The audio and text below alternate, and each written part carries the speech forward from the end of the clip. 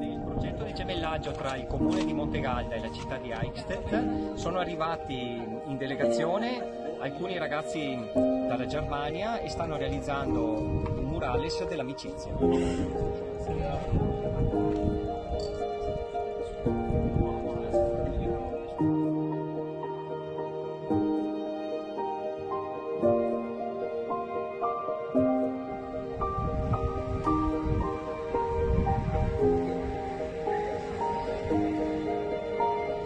The Youth Center in Eichstätt, and we are glad